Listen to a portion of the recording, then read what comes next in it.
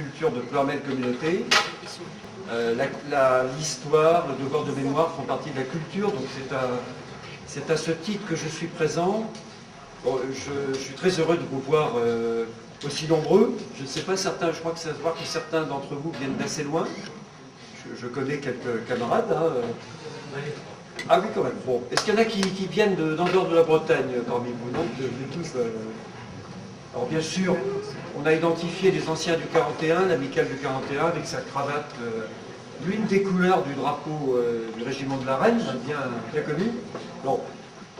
Il se trouve que mon propre père a commandé le 41e régiment d'infanterie à Landoué de 64 à 66. Donc je ne pouvais pas rater ce rendez-vous. C'est à cette occasion-là, c'était après la guerre d'Algérie. C'était un régiment d'appelés, bien sûr. Et c'est à cette époque-là que le Bagad du 41 a refait surface, puisqu'on ne parle que du Bagad de Lambiwé,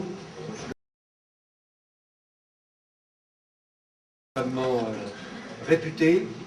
Lors de la sélection des sonneurs, c'était un peu la bataille entre Lambiwé et la Landoué.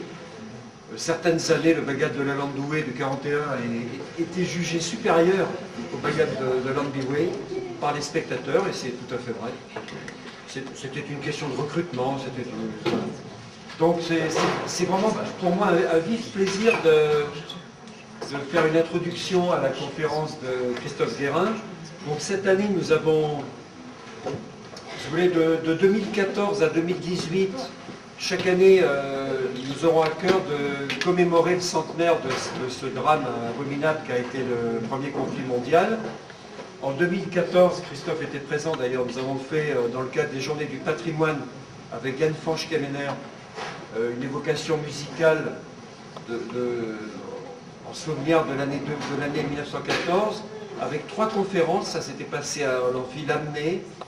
De mémoire, il y avait une conférence sur les causes diplomatiques et géopolitiques du premier conflit mondial, avec le concours, je salue la presse, avec le concours du conservateur et du cours d'histoire militaire de Saint-Cyr, conservateur du musée du souvenir, et du chef de cours d'histoire militaire.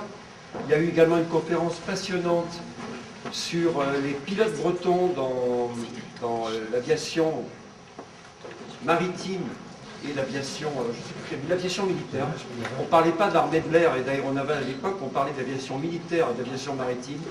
Énormément de jeunes bretons se sont retrouvés dans l'aviation de l'époque. C'était une conférence passionnante, là tu t'en souviens Christophe. Le 3e sujet, c'était le camp de Couët-Quidan de 14 à 18, et nous avons récupéré, vous voyez les panneaux qui sont devant vous, le camp de Couët-Quidan de 1914 à 1918, qui a servi successivement de camp d'entraînement. Il y avait des tranchées reconstituées qui permettaient aux troupes de se familiariser avec ce qui les attendait, hélas. Camp de prisonniers allemands, et également à partir de 1917, lors de l'arrivée des renforts américains à Saint-Nazaire et à Brest, toutes les unités américaines ont transité par Couët-Quidan pour se faire la main en quelque sorte dans ces tranchées écoles avant de monter au front. Bonjour monsieur, bienvenue. Merci. Je vous en prie. Non, bonjour à tous. Mon amour, j'écris ces lignes, peut-être les dernières, quelques heures avant de monter à l'assaut. C'est par ces mots que le sous-lieutenant Lodoirec, avocat à Rennes avant-guerre, désormais officier au 241e mairie, débute la lettre qu'il destine à son épouse Armandine le 26 juin 1916. Il s'agit de repousser les Allemands au prix de n'importe quel sacrifice, au-delà du village de Fleury, au-delà du petit bois triangulaire, au-delà de l'ouvrage de Chaumont, quelques kilomètres au nord de Verdun. On notera l'absence totale de précaution de la part de l'officier qui ne craint pas de donner des informations très précises quant à la localisation de son unité et de ses objectifs. Cette lettre ne sera pas censurée. Le contrôle postal, en charge de cette mission, n'a pas les moyens de lire plus de 1 à 2% des millions de lettres échangées chaque semaine entre le front et l'arrière. Il ne s'agira pas pour moi ici de raconter la bataille de Verdun, ni même ses différentes phases. Cela n'aurait que peu d'intérêt, d'autant que notre régiment n'y passe qu'une dizaine de jours. mais plutôt d'illustrer avec des exemples le vécu de ces hommes au cœur d'une des plus grandes batailles de la Grande Guerre. Depuis la mobilisation, les 41e et 241e RI ont combattu souvent côte à côte, mais ce fut longtemps avec des statuts différents, tant qu'il est rare, au début du conflit, que deux régiments d'infanterie d'une même ville soient directement associés. Le 41e est le régiment d'active, composé de recrues plus jeunes qui pour la plupart effectuaient leur service militaire. Le 241e est son régiment de réserve, composé pour l'essentiel, y compris d'ailleurs dans son encadrement, de réservistes plus âgés. En août 1914, le 41e est affecté à une des divisions d'infanterie du 10e corps d'armée, la 19e, tandis que le 241e n'est pas divisionné. Il constitue la réserve de ce même corps d'armée. Les deux régiments ont quitté Rennes les 5 et 8 août 1914, avec de nombreux autres. Rappelons en effet que l'on compte en août 1914 6 régiments à Rennes, l'une des principales, voire la principale ville de garnison de l'ouest de la France. On y trouve donc nos deux régiments d'infanterie, les 41e et 241e, un régiment d'infanterie territoriale, le 75e, deux régiments d'artillerie de campagne, les 7e et 50e RAC, un régiment de cavalerie, le 24e Dragon, l'état-major et les services du 10e corps d'armée, le PC et les services des deux divisions, et enfin d'une brigade. On imagine ce que cela a pu appliquer au moment de la mobilisation. Par exemple, pour un régiment d'artillerie et ses sections de munitions, ce sont quelques 3200 hommes, 3000 chevaux, plus de 300 voitures et fourgons. De l'ordre de 700 fantassins ont été mobilisés à Rennes. Tous ces hommes quittent la ville entre le 5 et le 13 août. En l'espace de ces quelques jours, la gare de Rennes, à elle seule, aura eu à constituer plus de 131 trains dits de concentration. Partis, suivant des dates et des horaires fixés à l'avance dans le cadre du plan de mobilisation, afin d'éviter accidents et embouteillages ferroviaires à proximité des frontières. La dizaine d'autres trains y auront transité, en provenance de Brest, de Guingamp, de Saint-Brieuc, de Dinan, où d'autres régiments des 10e et 11e corps d'armée ont embarqué. Je ne vais pas rappeler ici, dans le détail, chacun des combats livrés par les deux régiments d'infanterie rennais. Il est cependant bon de préciser ce que furent leurs grandes phases d'actions avant ce mois de juin 1916. La bataille de Charleroi, tout d'abord, les 21 et 22 août 1914, en Belgique. La découverte de la guerre. Une guerre d'un genou au genre, livrée à distance par un ennemi quand on voit guerre. Les premières pertes aussi. Ces journées sont parmi les plus meurtrières de la guerre. Ensuite, la bataille de Guise, dans l'Aisne, qui permet de retarder l'avance allemande. Puis la bataille de la Marne, dans la région de Sézanne, début septembre 1914. La contre-offensive ensuite en direction de Reims tout d'abord, puis sur le chemin des Dames, près de la ferme d'Urtebise notamment. L'Artois enfin, à compter d'octobre 1914. Les 41e et 241e RI et le 10e corps dans sa globalité, y livrent des combats particulièrement éprouvants, souvent oubliés. En résistant aux dernières tentatives allemandes de percer le front français dans les premières semaines, dans le cadre de ce qu'on appelait la course à la mer. La participation à l'offensive d'Artois, dans le secteur du Labyrinthe et de Rocancourt, notamment à partir du 9 mai 1915. Là, les régiments connaissent des pertes presque comparables à celles de l'été 1914. Ils sont désengagés au cours de l'été, leur effectif complété, leur affectation revue. En effet, le 41e est retiré de la 19e DI, remplacé par le 270e de Vitré. Il va former désormais, avec le 241e, auquel il est associé de manière très proche, la 261e BI, une des deux brigades de la 131e division d'infanterie, nouvellement créée. Les deux régiments de la 262e BI sont tous deux du Midi toulousain, les 7e et 14e RI, ce qui explique la devise de la division: là où l'on cogne, à Mogascogne, là où l'on charge, retour sans charge.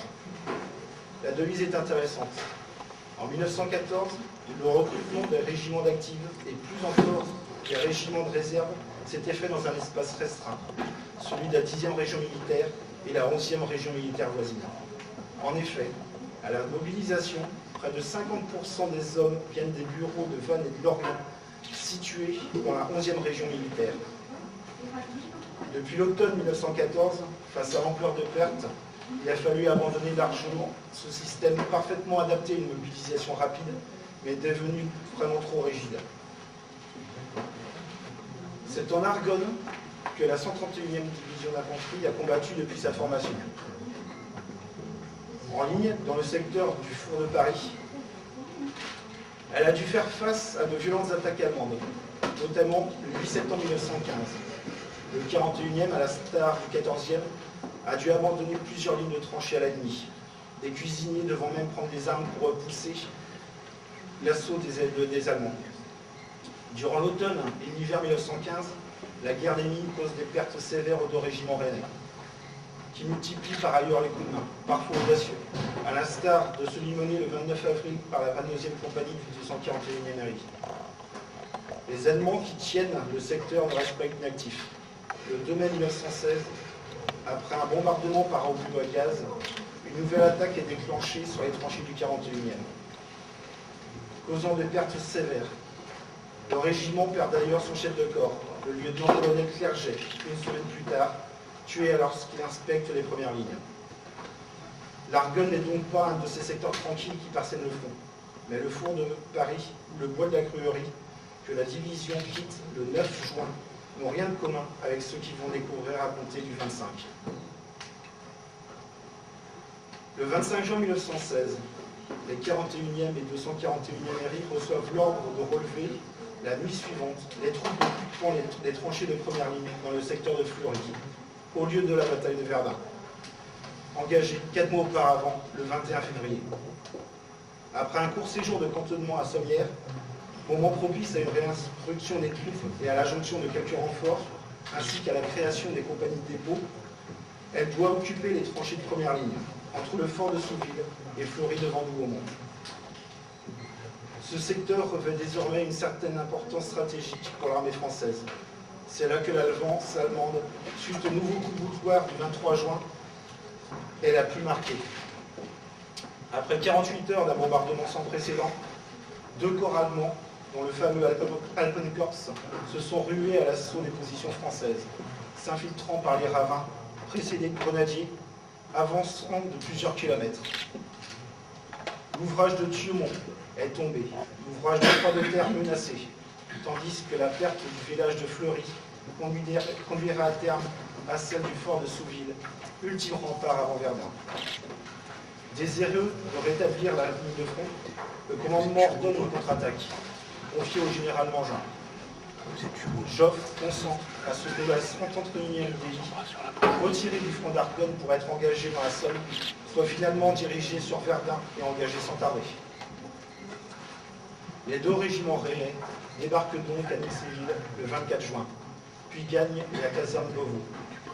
Le 25 au soir, les Bretons prennent la direction du secteur de Fleury, et après une marche d'approche qui dure toute la nuit, s'installent entre le village et le ravin des Vignes. Les hommes sont lourdement chargés, sont partis avec 4 jours de vivres de réserve. Les JMO du 41e RI indiquent par ailleurs que les fantassins disposent de 2 grenades et de 200 cartouches chacun. Selon les plans, il revient au 241e d'enlever Fleury avec un bataillon, puis de s'y fortifier aux alentours de la côte 344. Le second bataillon doit attaquer dans la foulée en liaison avec le 41e RI, sur sa gauche.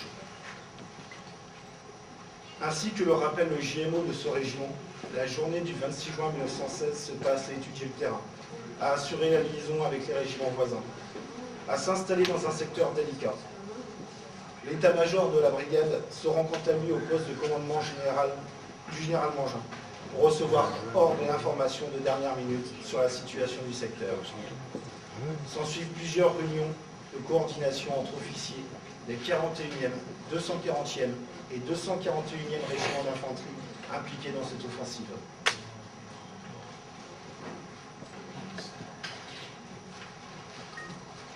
Nos 2 régiments bretons gagnent leur position de départ vers 1h, au matin du 27 juin. Précédés des tirs d'artillerie, l'attaque française est déclenchée à 4h30, conformément au plan. Empruntant un profond ravin, aboutissant à seulement 100 mètres du sud de l'objectif, Le 5e bataillon du 241e progresse vers Fleury. Les 3 compagnies, toutes flanquées de mitrailleuses, agissent méthodiquement, en 3 vagues successives. Une première passe par l'est, la deuxième par l'ouest, enfin la 3e par le sud, de manière à encercler l'ennemi, dont l'artillerie a cependant déclenché un tir de bagarrage particulièrement violent dès 4h35. La 17e compagnie, chargée d'attaquer à l'est, est ainsi fauchée par les mitrailleuses allemandes et obligée de s'arrêter dans les trous d'obus que les hommes tentent tant bien que mal de relier par les boyaux, de manière à gagner ainsi quelques mètres précieux de terrain. Au sud, c'est une véritable guerre des rues qu'il s'agit. Les avants même du lieutenant-colonel Vanière, commandant le régiment, qui concède que la 18e compagnie est littéralement fauchée. Le village de Fleury est transformé en une véritable souricière. De toutes les ruines partent des coups de feu, de mitrailleuses, de fusils et des grenades. C'est écrit l'officier. À l'ouest, la situation est encore plus tragique, puisqu'en seulement quelques minutes, la 18e compagnie perd ses 3 officiers et un quart de ses effectifs du fait du feu des mitrailleuses allemandes. Comme un symbole de l'échec de cette offensive, le chef du 5e bataillon du 241e RI, le commandant Camille Gros, blessé au bras, est tué peu avant 5h35 alors que des brancardiers se portent à son secours. La situation du 6e bataillon n'est guère meilleure, puisqu'en raison de l'inefficacité absolue du tir d'artillerie, l'attaque a dû être avortée. Non seulement l'artillerie tire trop court, mais les Allemands mènent une contre-attaque qui oblige les hommes du 241e à abandonner les quelques mètres qu'ils sont parvenus à conquérir. Là encore, le combat est très violent, puisque c'est à la grenade et au pistolet qu'on se défend, à l'image du capitaine Dubois, finalement tué par un éclat d'obus français. Dans le secteur du 41e, les résultats ne sont guère plus probants. Là aussi, les tirs de mitrailleuses allemandes sont venus pour bloquer toutes les tentatives de progression, avant que des contre-attaques ne forcent en de nombreux points les soldats rennais à regagner leur position de départ. Il faut désormais tenir. Lors de la nuit du 27 au 28, on se bat à la grenade dans Fleury. On se limite à des combats de patrouille le 28 et les jours suivants, signe de l'épuisement des 2 camps. L'essentiel des activités consiste à aménager les positions conquises, notamment dans Fleury. L'assainissement du champ de bataille, autrement dit l'inhumation des cadavres se trouvant à proximité de la ligne, devient rapidement une priorité. On fait tout aussi pour retrouver et ramener le corps de certains officiers, tels ceux des commandants Gros et de Boisseguin, des capitaines Delisle et des Elus. On essaie aussi de savoir par où passent les lignes des 2 camps. Le 1er juillet, on allume à 3 reprises des feux de Bengale pour déterminer notre front au moyen de photographie aérienne, ainsi que le rapporte un officier de la 261e brigade. Les progrès sont de ce fait limités. Les maisons au carrefour sud du village de Fleury sont prises le 30 juin par le 241e par exemple, après en avoir chassé quelques ennemis. Les pertes sont en ce fait sans commune mesure avec celles des jours précédents. 9 tués et 22 blessés le 30 juin par exemple au 41e, 1 mort, 1 disparu et 4 blessés au 241e. Alors que l'on avait dénombré quelques 168 morts pour la seule journée du 27. Il est vrai que le centre de gravité des opérations s'est déplacé de quelques centaines de mètres à l'ouest, vers l'ouvrage de Thionville. Surtout, les munitions commencent à manquer dans certains secteurs, de même que les vivres. Les troupes sont éprouvées par la pluie et les difficultés de ravitaillement et démoralisées par la perte que leur a infligée notre artillerie, écrit le rédacteur du GMO de la 261e BI dès le 28 juin. Pluie, problème de ravitaillement, plus que les décisions d'un Pétain ou d'un Nivelle, ce sont ces éléments qui marquent les combattants sur le terrain, dans la guerre qu'ils vivent au ras du sol.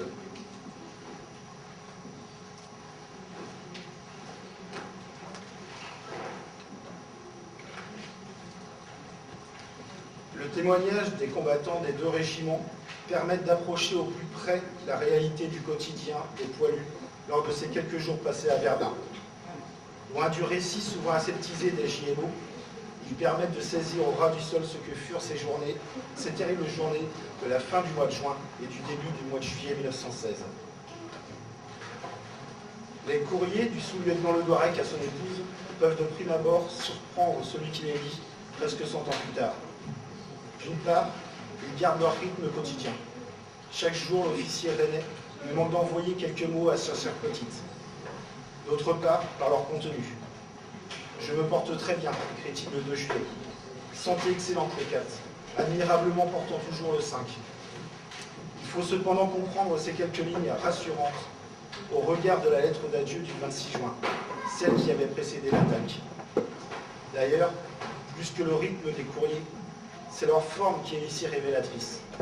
Jusqu'alors, long et précis, ils se révèlent en ces circonstances moins bavards, délaissant le temps de ce passage à Verdun, les habituelles lettres de 4 pages, pour se replier vers de simples cartes de correspondance militaire. Il faut attendre le 8 juillet pour que la correspondance entre l'officier du 241e et son épouse rennaise retrouve ses formes du passé. Nous voici au repos, au vrai repos, dit-il ce jour-là. Il décrit alors Verdun, ces nouvelles portes de l'enfer, insistant surtout sur les pertes du 5e bataillon, la mort du pauvre commandant Gros, ami de la famille, retrouvé avec 5 balles dans la poitrine, donnant même la liste des officiers tués le 27. Il ne tire rien, ou presque, sur le combat eux-mêmes, ni même sur ses sentiments, si ce n'est lorsqu'il évoque plus longuement la fin du pauvre Valton, frappé à mort près de lui. Embrasse-moi, Armand, m'a-t-il dit. Pour mon père et pour ma mère, je sens que je vais mourir. Le récit que donne Jules Gros, alors officier au 41e, de ces 10 jours à Verdun, est bien plus circonstancié. Rédigé dans l'immédiat d'après-guerre par celui qui est en train de devenir un linguiste de premier plan, ce texte s'appuie sur des carnets tenus au jour le jour. Sergent Fourier, il n'est pas directement engagé dans l'attaque du 27 juin et il ne rejoint jamais les tranchées de première ligne. Mais, installé au PC de la poudrière de Fleury, avec le petit état-major du régiment, il n'en a pas moins une vision précise des événements, à proximité directe de la ligne de feu, passant ces 10 jours dans le ravin de la mort. La force des bombardements, le bruit, telle est sans doute la première impression pour les poilus montant en ligne. Le feu se fait plus dense, le vacarme enfle autour de nous, note-t-il au sujet de la nuit du 25 au 26 juin. Jamais, je crois, je n'ai entendu une canonnade aussi épouvantable, précise-t-il plus loin, rejoignant sur ce point nombre de témoignages. Plus tard, il faut traverser le tir de barrage des Allemands, qui préfèrent tirer entre les premières et les secondes lignes pour ne pas prendre le risque de toucher leurs propres troupes. Un éclatement assourdissant, tout juste devant moi, une volée de pierres retombe à mes côtés. Les tirs redoublent le 27, dans la perspective de l'attaque. Mon canon a tourné toute la nuit, sans que nous ne réalisions leur montée en cadence. Tant est permanent le vacarme des tirs. Le 29, c'est l'attaque contre Thion, perdu la veille, qui explique le drôle de vacarme des canons. On dirait le roulement du tonnerre. Il ne s'accorde pas un seul instant de répit, se rappelle-t-il. Le PC de la poudrière est désormais régulièrement visé par les Allemands. Cependant, chaque nouvel obus éteint la lumière de l'abri qu'il faut rallumer. Surtout, les explosions nous assourdissent et nous coupent la respiration. La relève, les 3 et 4 juillet, et le retour vers l'arrière-front, le 5, constituent de ce fait une vraie délivrance. Ici au moins, nous sommes loin du bruit, note-t-il ce jour-là, alors que le régiment est à l'Empire. Le bruit, mais aussi l'odeur. En montant en ligne le 25, Gros d'y percevoir de plus en plus l'odeur des gaz asphyxiants. Une odeur que nous avions sentie bien souvent en Argonne. Les gaz ne sont pas tout cependant. Avant même d'atteindre la poudrière de Fleury, les poilus du 41e sont saisis par une odeur à nous faire tomber à la reverse. S'exhalant du petit ravin qui y conduit. Une puanteur à vous soulever le cœur, tellement insoutenable que je n'ose même pas respirer, tant j'ai peur tout à la fois d'être asphyxié et inspiré des myriades de petits asticots capables de m'empoisonner le sang. On l'aura compris. C'est l'odeur de la décomposition des cadavres restés là à pourrir depuis je ne sais combien de temps, par le sous-officier qui en a vu pour tant d'autres. J'ai côtoyé des gars qui venaient de se faire tuer. Vous pouvez me croire, le spectacle n'était pas joli, explique-t-il. Mais ce n'était rien à côté de ces corps entrés en décomposition depuis une quinzaine de jours, ou voire même 3 semaines sous le soleil de juin. C'est ensuite l'odeur des abris qui accueille les soutiens du 41e RI, autour de la poudrière de Fleury. L'odeur de l'air empoisonné, la puanteur de la poudre et des cadavres en décomposition. Celle des blessés. Cet amoncellement de malheureux entassés dans la caverne, tremblant de fièvre, leur uniforme couvert de boue. Cette exhalation douceâtre qui monte du sang frais et des chairs lacérées. Les conditions de vie dans ces abris, comme en première ligne, se dégradent encore dans les jours suivants. Là, les tranchées sont constituées par des trous d'obus à peine reliés entre eux, ainsi que le précise le JMO du 41e RI, ce que confirme Jules Gros. Le ravitaillement en munitions, mais aussi en vivres, et plus encore en eau devient crucial. Le sous-officier signale la mission confiée le 26 à midi à une vingtaine de soldats sans armes, mais portant autant de bidons qu'ils le peuvent, rejoindre la caserne martiale, un peu en arrière, pour ramener tout ce qu'ils peuvent malgré le feu de l'artillerie allemande. Dans la soirée, ils reviennent un à un, portant, trempés de sueur tant qu'ils ont eu chaud, le liquide attire la rideau. Des bidons pleins d'eau, de vin, de gnôle, mais peu de solide, car c'est surtout de breuvage dont nous avons besoin. La pluie qui tombe dans les heures qui précèdent l'attaque ne permet pas d'étancher la soif des poilus. Tout juste contribue-t-elle à compliquer leur tâche, lorsqu'il faut monter à l'assaut dans une terre détrompée qui paraît de la bouillie. La soif devient le problème central avec le retour du soleil, notamment à partir du 30 juin. L'eau, arrivée la veille au soir à la poudrière de Fleury, a été bue. Je plains ceux qui rôtissent en ce moment sous le soleil là-haut, sur la colline, écrit Jules Gros. Car si nous avons grand soif, que doivent-ils endurer? Seul recours, l'eau jaune, tant elle est sale, dont un téléphoniste a rempli un bidon dans un trou d'obus de la ravine. Elle sent la pourriture, se souvient Jules Gros. Qu'importe, nous ferons avec et nous avalons avec plaisir et dégoût à la fois le demi-quart d'eau qui échoue à chacun. Il obtient ce soir-là, cependant, un quart de café chaud de l'un de ses amis, attaché à la popote du colonel. La meilleure tasse de café que j'ai jamais bu. La faim, la soif, la fatigue et l'envie de dormir, la perte de la notion de l'heure et du temps, la mort aussi. Tel est donc le quotidien des hommes des 41e et 241e RI. Nous sommes tellement là physiquement et moralement que nous serions devenus fous si nous avions dû rester ici plus longtemps, écrit Jules Gros. L'ampleur des pertes subies par les 2 régiments rennais lors de ces 10 jours en ligne à Verdun, tel est ce qui ressort avant tout des témoignages qui nous sont parvenus. Elles sont en effet sans commune mesure avec celles enregistrées dans les mois précédents. Au 41e, lors de la journée du 27 juin, on compte 119 morts, 301 disparus, 356 blessés. Au bout de 10 jours, ce seront au moins quelques 149 morts, 301 disparus et 448 blessés, soit un total équivalent à plus d'un bataillon. Durant cette même période, le 241e RI a perdu quant à lui 78 hommes tués, 251 portés disparus, et pour une large part considérés comme morts, auxquels il convient d'ajouter de l'ordre de 250 blessés. L'encadrement des 2 régiments a particulièrement souffert. 18 officiers, dont 2 chefs de bataillon sont morts ou portés disparus, 22 blessés et 10 évacués pour maladie. Près de 50% des officiers des 2 régiments manquent à l'appel. Les 2 régiments rennais perdaient durant ces 10 jours près du tiers de ses effectifs. À titre de comparaison, au cours des 10 mois précédents, les 41e et 241e RI avaient enregistré la mort de 283 de ces hommes, avec des pics en septembre 1915 et mai 1916 au moment des 2 attaques allemandes sur le front de l'Ardonne. Dans le même temps, 527 combattants avaient été blessés, 1213 évacués pour maladie, dont 607 pour troubles intestinaux, de se plaignent de nombreux soldats présents en Argonne. Tout autant que l'ampleur du nombre de morts et de blessés, ce sont les conditions dans lesquelles certains ont été frappés, désespère nombre de combattants.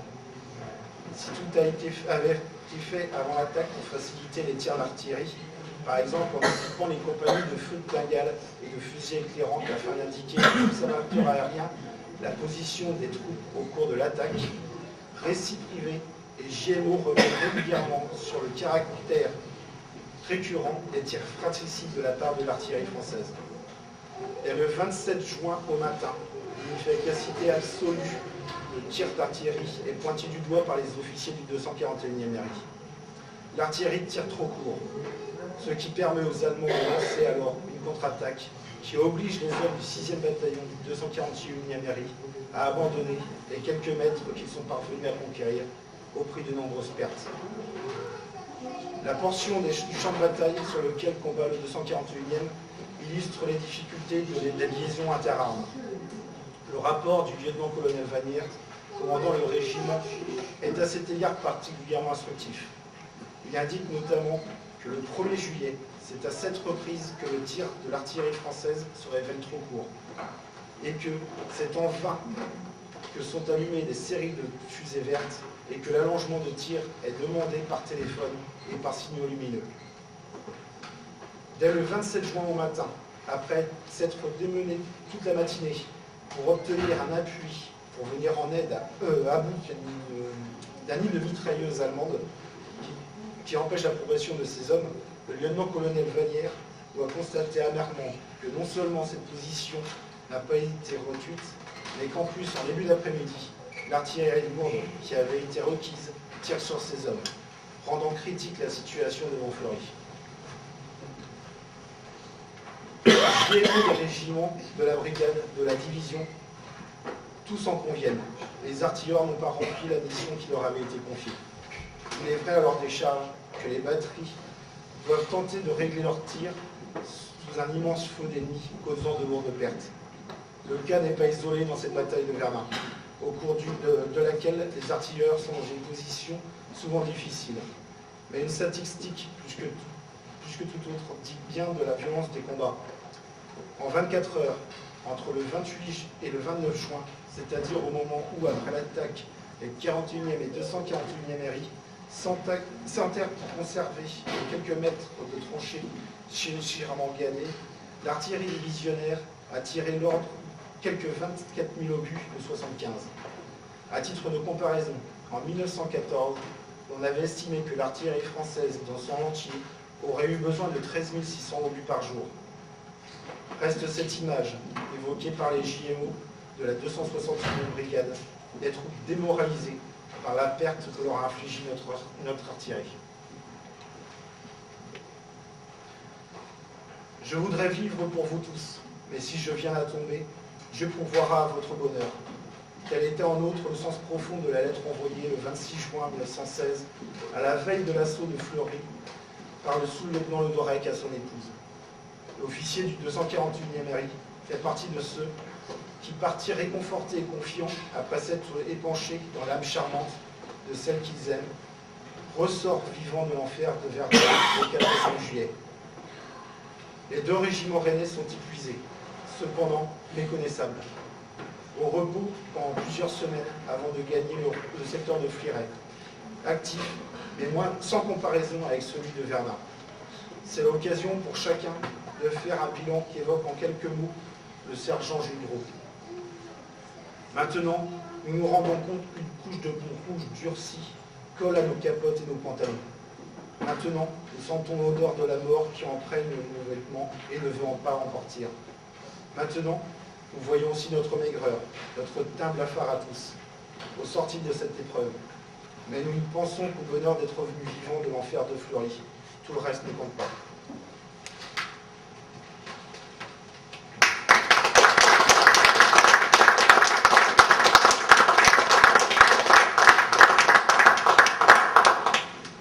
Si vous avez des questions, éventuellement, on va... peut-être Olivier qui a servi au 41, on était ensemble à Petit-Quidan, et M. Duroc qui n'est pas un ancien du 41, mais qui nous avait fait une conférence remarquable l'année dernière, c'est sur un autre sujet, le bombardement de Pleuhermel, dont il a été le témoin direct. Hélas, pour dire que nos aïeux qui ont vécu ces horreurs de la Première Guerre mondiale, si on leur avait dit « vous êtes revenus vivants, mais dans 20 ans on remet ça », je pense que personne ne pouvait le croire. Et malheureusement, on sait bien que la Seconde Guerre mondiale n'est hélas que le prolongement de la Première, avec un traité de Versailles qui était quand même très, très dur, une occupation de la Rhénanie par les Français qui, je crois, s'est pas très bien passée, etc.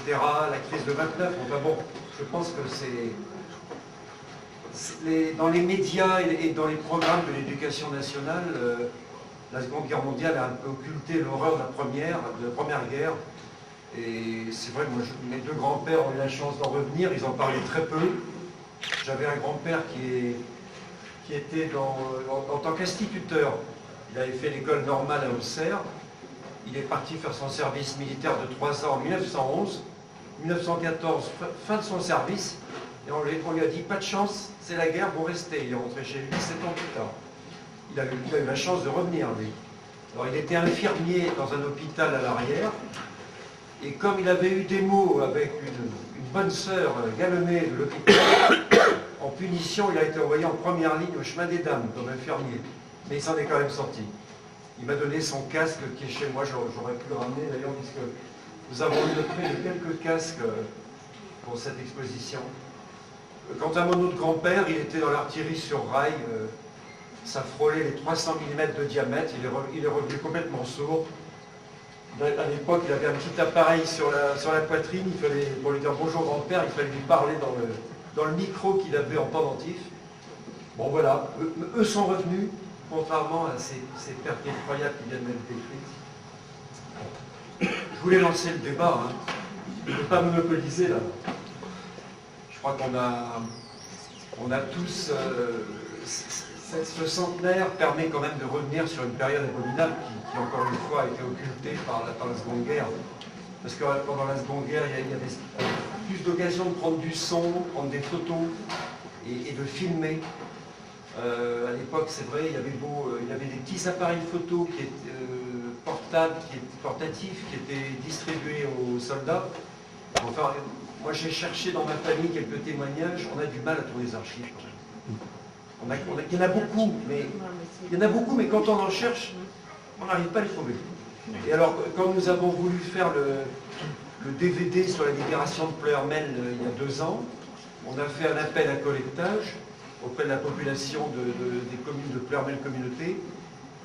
On a été extrêmement déçus parce qu'on n'a pratiquement rien vu. Alors, est-ce que c'est la pudeur des familles? Est-ce que c'est le désir d'oublier? Est-ce que c'est simplement parce que les gens n'ont rien gardé? Finalement, pour sonoriser une bande-son qu'on avait à disposition, qui durait 35 minutes, on a utilisé quand même en bonne partie des archives d'Internet, des gravures. On s'en est quand même sorti. Et ce DVD, d'ailleurs, je sais que certains d'entre vous le souhaiteraient, il dure 35 minutes, il est disponible. Tout ça pour dire que dans le domaine du collectage, on a quand même du mal. Par contre, au niveau national, c'est vrai que Ouest France a sorti quelques plaquettes remarquables, il y a Géo, ça. Les revues fleurissent sur Verdun, mais quand on demande, pour faire un hommage un petit peu local, quand on demande à nos concitoyens s'ils ont des souvenirs personnels, on s'aperçoit qu'on a quand même beaucoup de mal à les obtenir. Vous avez peut-être une explication, hein. Moi je ne l'ai pas, mais vous l'avez peut-être. Alors j'espère que non. Ce ne sont pas des reliques, pour eux, ce sont peut-être des moments douloureux. Douloureuses à oublier. Ils n'arrivent pas à concevoir ce que cela représente. Parce que pour savoir ce que cela représente, il faut y avoir mis le pied. Quand vous dites à un gamin ou un jeune, par exemple, qui n'a pas fait son service militaire, quand vous dites qu'il y a des soldats français qui continuent à tomber sur le théâtre d'opération extérieure, pour eux, c'est totalement irréel. Irréel. Ça passe, c'est possible. Nous, on est en train, nous, les anciens militaires, on est encore en train de cette mémoire parce qu'on a mis pied dans des endroits où... regardez ce qui s'est passé pendant la guerre de 14, quand les soldats descendaient du front et allaient sur les bases arrières pour se restaurer pour prendre un peu le repos, mais les gens étaient complètement à des kilomètres des soucis des soldats. Ils arrivaient, il y avait à manger, à boire, il y avait du... Et les gens, les civils, ne comprenaient pas la détresse et la misère de ces gens-là, à tel point que, moi j'ai lu des lettres, des choses comme ça, des commentaires des poilus, il ne leur tardait la plupart du temps qu'une chose, c'est de retourner avec leurs copains, parce qu'au moins, ils arrivaient à partager le pain et la misère. Bon, on l'a un petit peu, tu as fait de Yougoslavie. On l'a éprouvé à un niveau beaucoup plus modeste quand nous avons été engagés en Yougoslavie. Toi, moi, en 1995, on avait droit sur un séjour de 6 mois à une semaine de permission. Bah, quand on rentrait chez nous, quand on voyait des gens en train de s'entretuer pratiquement devant Carrefour pour un caddie ou une place de stationnement, on se posait des grosses questions, quoi. Ou pour acheter le dernier DVD. Voilà. Compte tenu de ce qu'on avait vu en Bosnie, on était quand même en sacré décalage. Et si on avait le malheur de partir en isolé et non pas en compagnie constituée, alors je sais bien qu'en France maintenant, dès qu'il se passe quelque chose, on crée une cellule de crise. Mais c'est vrai qu'il nous a manqué, enfin moi ça m'a manqué, un accompagnement. Je ne sais pas ce que tu en penses, mais quand on revient, on est complètement largué, on ne sait plus où on est, quoi. On voit des gens qui s'insultent parce que je voulais me garer là, mais toi tu as pris la tête plus rapide. Et je me mets à la place de nos aïeux. Il faut dire que ce qu'on a vécu nous, tous les deux on a fait la Bosnie également, en 94, ce qu'on a connu nous en Bosnie en 95, par rapport à ce que eux ont connu, bien sûr. Oui, c'est sans commune mesure. Sans commune mesure. D'accord, je ne sais même pas quel hasard ou quel candidat. Je pense que la solidité morale, physique et psychique de nos aïeux, elle est inatteignable. Je pense qu'on est malheureusement tombé à un niveau de fragilité dans les sociétés modernes. Ce qui nous a sauvé un petit peu, c'était une grande partie des gens qui étaient issus de la terre. C'était des gens qui étaient déjà solides psychologiquement, physiquement. C'était des gens robustes qui maniaient le et qui avaient l'habitude d'être déjà dans des conditions assez, pas précaires, mais assez simples. Quand ils partaient au front, c'est sûr que ça leur changeait le bateau. Après, il y avait la Canada, il y avait des copains qui tombaient, il y avait la bille, il y avait le membre du flotte, il y avait tout un tas de choses. Ils avaient déjà un acquis déjà de... Oui, tout à fait. Maintenant, on ne va jamais refaire ça. Regardez, il pleut, tout le monde est à l'intérieur. Comme 3 août, tout le monde est à l'intérieur, ou avec une capuche, ou avec un parapluie. Et pour en revenir justement à ce que disait Alain, par rapport aux hommes qui voulaient repartir, dès qu'ils revenaient vers l'arrière, qui voulaient repartir au front, la dernière photo, c'est une photo du sous-lieutenant Bertin Magite, qui était sous-lieutenant au 41e au moment de la bataille de Berlin. Alors d'ailleurs, cette photo, elle est un petit peu originale, on va dire. Elle a été prise 9 jours après leur retour de Berlin. Pendant qu'ils étaient au repos pour le 14 juillet, des artistes de cette première compagnie, dont un homme qui s'habille en femme avec un bouquet de fleurs. On a du mal à comprendre comment ils ont réussi à sortir de là et passer à se changer des idées. Et il écrit dans son carnet de guerre, plus tard au moment de Fleury, quand il monte sur Fleury, il part à un moment donné 10 jours en permission chez lui, et au bout de 2 jours, il voulait retourner sur le front. Il ne comprenait plus la vie à l'arrière. Tout à fait. Combien de temps mettait un courrier pour venir pour aller du front en Bretagne? C'était assez long. C'est assez long.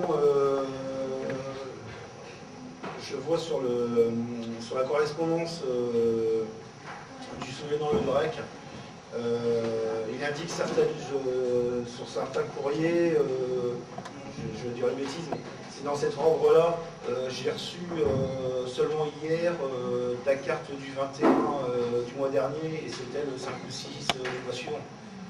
Donc il fallait, en plus, si les régiments changeaient de secteur, tous les courriers étaient recensés par secteur postal, donc le secteur postal suivait le régiment, Et dès qu'un régiment changeait de secteur, il fallait une période quand même entre le temps que ça soit envoyé au bon endroit et puis au nouvel endroit, quoi. Donc ça pouvait durer entre une semaine et 15 jours, 3 semaines. Et je crois que vous avez juste dit un mot là-dessus. Est-ce qu'il y avait des éditions de cartes postales? Non, en fait, c'était des cartes postales, des cartes de correspondance militaire. Ah oui, parce que moi j'ai vu des cartes postales qui représentaient des gens morts, donc je ne sais pas où c'était édité. Ça, en fait, c'est des cartes postales. Alors, il y a des photos que les soldats ont prises.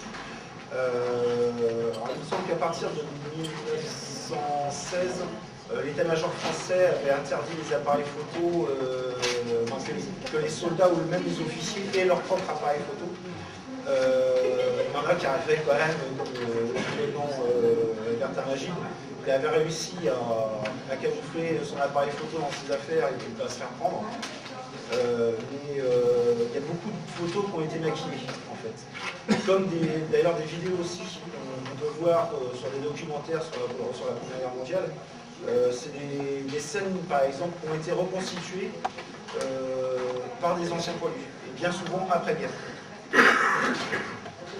Il faut savoir également, vous parlez de cartes postales, mais ça a été le support pour la désinformation des Français à l'arrière. Parce qu'il y a tout un tas de cartes postales qui ont été faites par le ministère des Armées, enfin, de la guerre, qui montraient des soldats français toujours propres, dans des tranchées très belles, en bois, avec des cuisines roulantes où ils mangeaient à profusion, etc. Et tout ça, en fait, était envoyé aux familles à l'arrière. Et c'est pour ça un petit peu aussi qu'il y a eu ce décrochage entre la mentalité des gens qui étaient à l'arrière et des poilus, parce que quand les poilus rentraient et qu'ils disaient, se plaignaient, ils disaient, mais regardez, vous nous racontez des bêtises, parce qu'en fait,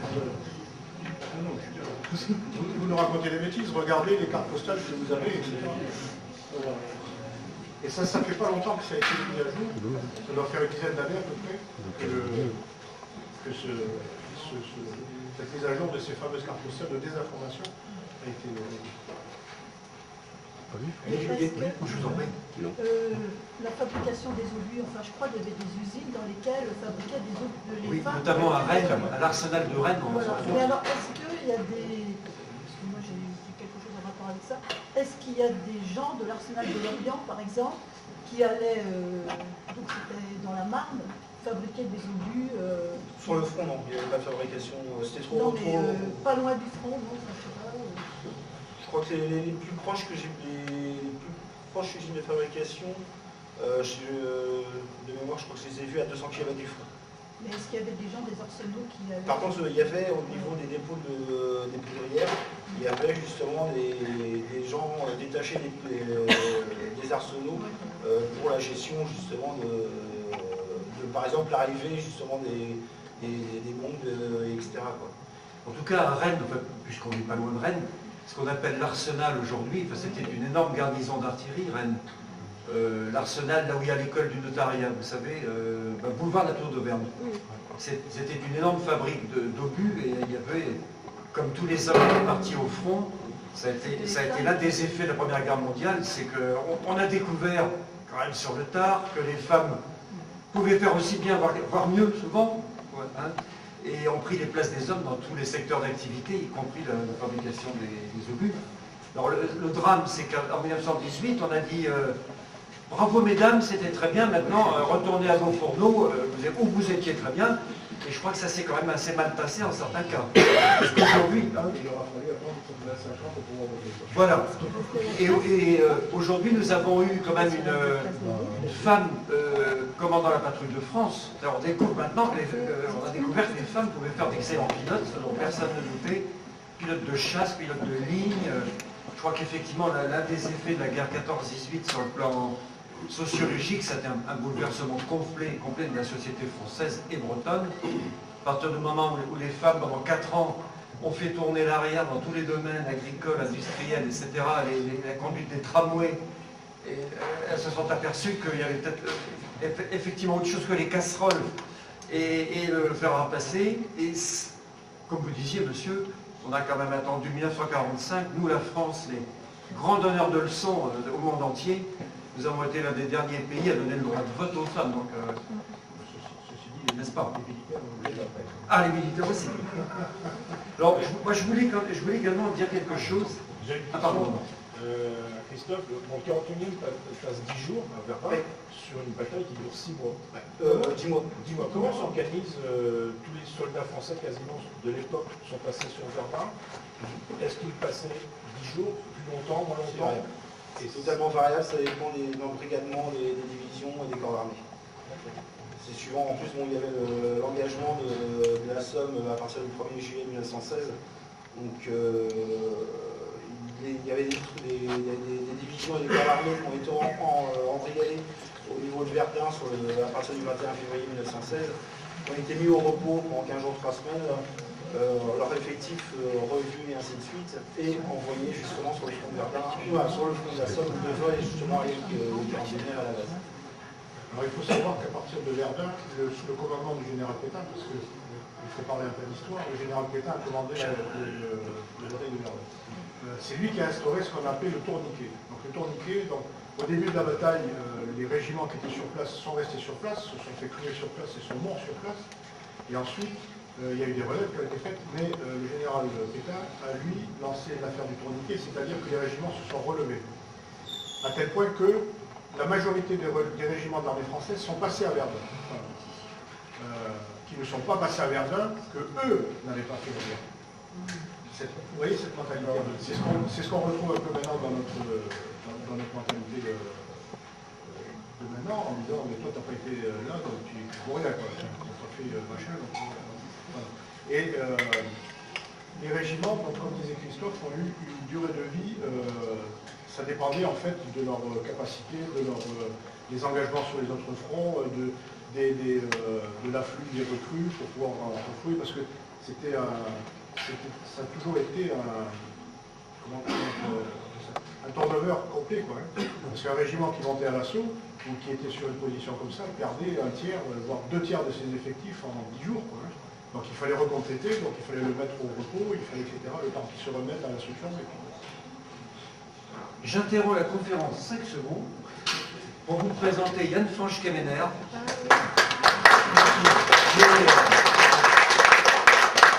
la voix d'or de Bretagne, qui est un interprète remarquable du Guelph, donc la complainte, c'est ça en breton, qui a été la vedette des Nuits Celtiques 2002 au Stade de France, qui était en levée de rideau tout seul sur la pelouse devant 80 000 spectateurs a cappella, donc un micro à la main sans accompagnement, qui nous fait la joie et l'honneur de donner son spectacle ce soir sur l'histoire de son grand-oncle, que vous allez peut-être présenter, qui est vraiment un spectacle d'hommage historique et musical.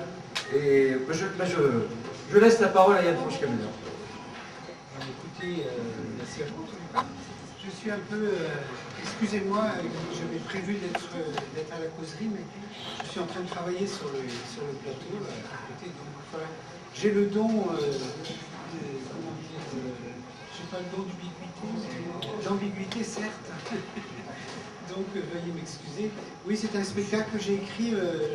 Mon idée première était de travailler d'après les écrivains bretons et la Grande Guerre, dans l'objectif des commémorations. Hein. Et puis, bon, il y avait des écrivains comme Calor, par exemple, je ne sais pas si ça vous dit quelque chose, mais qui était originaire de l'île de Groix, et qui était un nom de grands écrivains de langue bretonne. Il y avait également Louis Herrieux qui était du Combien-tième d'ailleurs, je ne sais plus, de Lorient, je ne sais pas ce que c'était, on était au régiment. Et puis, il y avait également des écrivains comme Louis Guillou, par exemple, qui avait écrit notamment à propos des fusillés pour l'exemple. Et puis, voilà, j'étais parti là-dessus et je me suis souvenu que dans ma famille, on parlait d'un grand-oncle qui était venu en permission et qui ne voulait plus repartir au front, qu'on avait mis de force dans un train pour repartir. Et depuis ce jour-là, la famille n'avait plus de nouvelles. Voilà, ils étaient 4 garçons qui étaient réservistes et qui ont été rappelés donc en 14. Et mon grand-père était l'aîné et qui lui avait a été un des premiers, comme on appelait, épouvités. Ah oui, voilà, le gaz. Un des premiers à avoir pris le gaz à Ypres, hein, c'est pour ça que du côté d'Ypres, là. Il a été fait prisonnier, il a passé toute sa guerre dans un grand camp en Allemagne. Un des autres a été démobilisé pratiquement tout de suite, pour des raisons de cécité. Et puis un troisième a fait toute la guerre, il a été blessé, pensionné de guerre. Et donc il y avait celui-ci, le dernier, dont voilà, qu'on avait mis de force en train, et la famille n'a plus de nouvelles, il avait 3 enfants. Et j'avais connu un de ses fils, mais il y a longtemps, qui m'avait dit c'est quand même malheureux, on n'arrive pas à savoir ce qui s'est passé. Donc j'avais entamé des démarches, vous savez, auprès des archives, tout ça, puis on me ramenait d'un bureau à l'autre en me disant que tout avait été détruit, qu'il n'y avait plus rien. Et puis je me suis souvenu de cette histoire. Et entre-temps, évidemment, les enfants sont morts. J'ai écrit à nouveau aux archives de Saint-Brieuc. Et là, j'ai eu sa fiche matricule, qui est un document essentiel, évidemment, pour le soldat, et qui m'a permis de voir tout son parcours. Et j'ai vu que là, en 1917, il a été traduit en conseil de guerre pour outrage et condamné à 5 ans de prison. Pour outrage envers un supérieur pendant le service. Et on est 15 jours ou quelque chose comme ça avant les grandes, vous savez, les grandes mutineries de 17. Et je dirais pas que c'était un mutin, mais je crois qu'on est dans un contexte de la mutinerie. Et voilà, donc, et puis il a été condamné à exécuter sa peine à l'AT numéro 4 de Bougie, qui était donc les bagnes militaires, qui est aujourd'hui Béjaïa. Et donc je me suis dit, donc j'ai vu cette fiche matricule, je me suis dit, bon, conseil de guerre, donc jugement. Donc, et puis j'ai pris la tâche de Vincennes pour pouvoir accéder au dossier. Et là, j'ai eu de la chance, je suis tombé sur le dossier, le jugement du conseil de guerre, ce qui m'a permis d'établir un peu de voir un peu les faits, de voir ce qui s'était passé. Et puis voilà, donc j'avais ça. Puis bon, après l'histoire du bagne. Donc en gros, cette histoire m'a permis à la fois de visiter l'histoire de la Troisième République. J'ai vu également sur sa fiche matricule qu'il était niveau 2 de l'instruction publique. Donc c'est un pur produit de l'école Jules Ferry.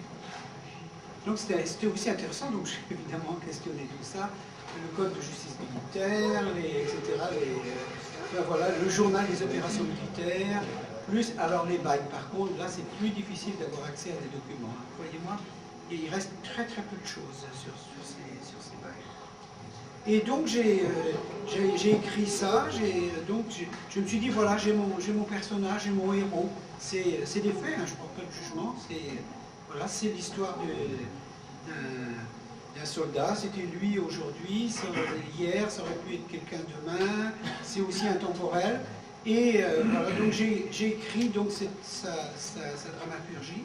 J'avais un corpus de chants en breton que j'avais également collecté, parce que j'ai beaucoup interrogé la mémoire du Centre-Bretagne notamment, et forcément de ces vieux bretonnants. Et j'avais eu un informateur qui, lui, était un chanteur qui m'a transmis pas mal de choses, et qui surtout avait fait la guerre de 14. Il était un des derniers à être parti côté de la Somme en 1918. Donc j'avais ce corpus-là, j'ai trouvé également un corpus de chants sur feuilles volantes qui était édité, à peu près une bonne cinquantaine de ces chants, donc ce qui m'a permis de... Voilà, j'avais ce corpus, et surtout j'ai eu la chance d'avoir... j'ai connu un monsieur qui avait fait, lui, la guerre de 14, et sa fille était une très bonne amie, et lui a fait toute la guerre de 14 avec un appareil photo. Donc, ce qui fait que j'avais à disposition, là, une centaine de clichés que j'ai pu utiliser et que j'utilise dans mon spectacle. Ah, évidemment, et puis c'était des choses inédites, enfin, beaucoup d'inédits en tous les cas. Et donc, voilà, comment j'ai construit ce spectacle, finalement, qui est une écriture en 3 mouvements, une sorte de partition avec, évidemment, vous avez la trame où je suis un peu le narrateur, le personnage, qui revient se dire et raconter son histoire. Et voilà, j'ai aussi la partition, l'écriture, le chant. Il y a aussi, j'ai appelé ça « Nous irons pleurer sur vos ombres », c'était aussi une façon, en quelque sorte, de réhabiliter cette mémoire.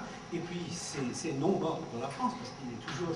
il est considéré comme non mort pour la France. Parce que la chose, c'est qu'il est mort, en effet, il y a une fiche qui a été envoyée à l'état civil de là où il était originaire, mais il n'a jamais été enregistré comme mort. Il n'est toujours pas enregistré comme mort à l'état civil.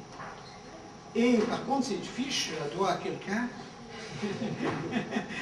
qui vient d'afficher, je sais que 93 000, presque, ouais, 14, je ne sais plus combien de fiches d'un fichier des non-morts pour la France. Et donc, c'était, voilà, j'ai pensé bon, il y a une scénographie également, donc vous avez plusieurs niveaux de lecture, une approche, c'était un cheminement à travers cette histoire, à travers la guerre aussi, bien sûr.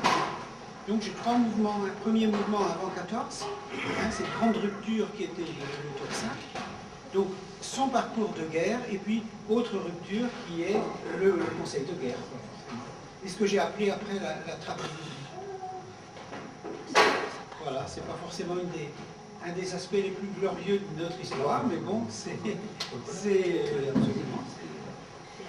Bon, je ne saurais trop vous engager à